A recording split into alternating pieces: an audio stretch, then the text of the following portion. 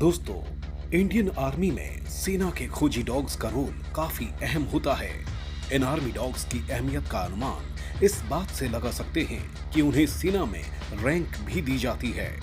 उनकी रैंक उनके dog handler से अधिक होती है। जय हिंद दोस्तों, आपके अपने सल्यूट इंडियन आर्मी चैनल में आप सभी का स्वागत है और आपके साथ मैं हूं आपका होस्ट एंड दोस्त रवि हेमराज सिसोदिया। आज हम आपको भारतीय सेना के भरोसेमंद साथी डॉग स्क्वाड के बारे में कुछ हटकर जानकारी बताने वाले हैं। आपने डॉग्स ट्रेनिंग के बारे में बहुत से वीडियो देखे होंगे, लेकिन आज हम आपको बताएंगे कि आर्मी डॉग स्क्वाड की रैंक, उनकी सैलरी और उनके रिटायरमेंट के बाद उनको गोली मार देने वाले मामले में वर्तमान में ऐसा हो रहा है या नहीं। दोस्तों, वीडियो को देखने के साथ ही प्लीज चैनल को लाइक, सब्सक्राइब और शेयर करना ना भूलिएगा। दोस्तों, भारतीय सेना द्वारा चलने वाले आतंकियों के खिलाफ ऑपरेशन में प्रशिक्षित डॉग्स की यूनिट को डॉग स्क्वाड कहा जाता है, जिनका अब तक बड़ा योगदान रहा है। ये डॉग ट्रेनिंग के बाद अपनी तेजी जैसी कई खूबियों के कारण सेना का अहम अंग बने हुए हैं। इन डॉग्स को सैनिकों की तरह ही सेना में भर्ती किया जाता है। विशेष ऑपरेशन में जीत के बाद इन्हें हर महीने 15 से 20 हजार रुपए सैलरी मिलती है, जो उनकी देखरेख और खान पान पर खर्च होते हैं। दोस्तों, डॉग के लिए भी ये देखा जाता है कि वे शारीरिक तौर पर मजबूत और चुस्ती फुर्ती से भरे पूरे हैं कि नहीं।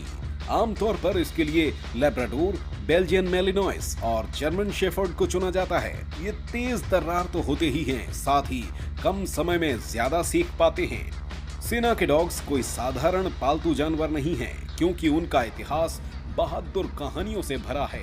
रेमाउंट वेटरनरी कोर यानी आरवीसी को मिले शौर्य चक्र और करीब 150 प्रशंसा पदक उनकी काबिलियत को साबित करती है। सेना के पास लगभग 1000 प्रशिक्षित डॉग्स हैं। नियुक्ति के बाद इनकी लंबी ट्रेनिंग होती है। इस दौरान जिस भी खास ऑपरेशन के लिए इन्हें नियुक्त किया जाता है, उसके हिसाब से प्रशिक्षण मिलता है। जैसे अगर बम दस्ते में डॉग की भर्ती हुई हो, तो जमीन या वस्तु सूंघकर दूर से ही विस्फोटक का पता कैसे लगाया जाए, ये सिखाया जाता है। दोस्तों, खास ऑपरेशन जैसे सर्च और बचाव अभियान या फिर आतंकियों का सुराग लेने के दौरान छोटी से छोटी आहट मुश्किल ला सकती है।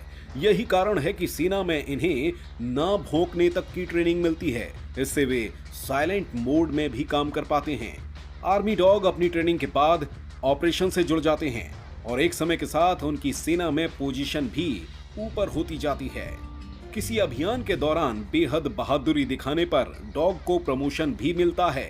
इसी तरह उनका रिटायरमेंट भी होता है, जो आमतौर पर 8 से 10 साल के दौरान हो जाता है। कुत्तों का जिक्र आते ही हमें सबसे पहले वफादारी का ख्याल आता है, लेकिन कुछ वक्त पहले तक इंडियन आर्मी के कुत्तों को वफादारी के बदले मिलती थी मौत। आर्मी के कुत्ते वैसे ही काम करते हैं जैसे कि सैनिक।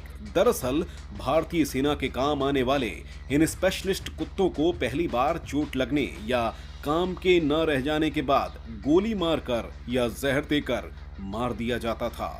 2015 में सरकार ने कहा कि वह ऐसी नीति तैयार कर रही है जिसके तहत आर्मी में यूज होने वाले डॉग्स को मारा नहीं जाएगा, बल्कि इसका कोई दूसरा विकल्प ढूंढा जाएगा। इन विकल्पों में से एक उन्हें अडॉप्ट करना भी है। कई देशों में कुत्तों को अडॉप्ट करने का कानून है।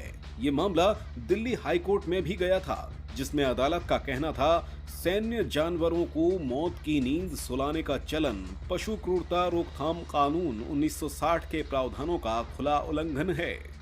2017 में इसके लिए मेरठ में कुत्तों को एक old age home, war dog training school में स्थापित किया गया है। इस मौके पर एक आर्मी ऑफिसर ने बताया था कि इन कुत्तों को केवल उसी स्थिति में मारा जाएगा जब मेडिकल तौर पर मौत ही अंतिम सहारा रह जाएगी।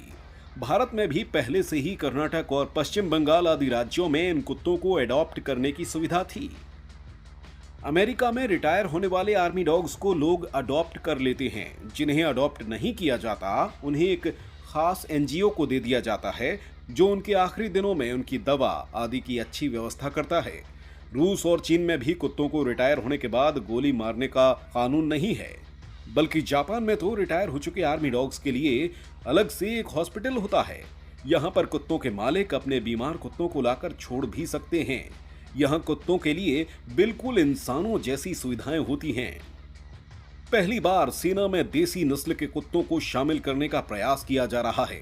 अब तक सेना जर्मन शेफर्ड, लेब्राडोर्स और ग्रेट स्विस माउंटेन डॉग्स जैसी विदेशी नस्ल के डॉग्स का इस्तेमाल करती रही है, लेकिन अब मेरठ में सेना की रीअमाउंट एंड वेटरनरी कोर यानी आरवीसी सेंटर ने देसी नस्ल के 6 मुधोल शिकारी कुत्तों की ट्रेनिंग को पूरा कर लिया है। इन्हें सेना में शामिल करने का सिलसिला शुरू हो गया है। इन शिकारी कुत्तों की पहली तैनाती जम्मू और कश्मीर में की जा सकती है।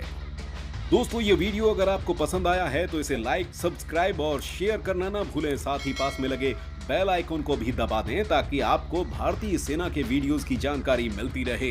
ये वीडियो आपको कैसा लगा कमेंट सेक्शन में जाकर हमें जरूर बताएं। जल्द मुलाकात होगी देश सेवा के नए वीडियो के साथ। जय हिंद।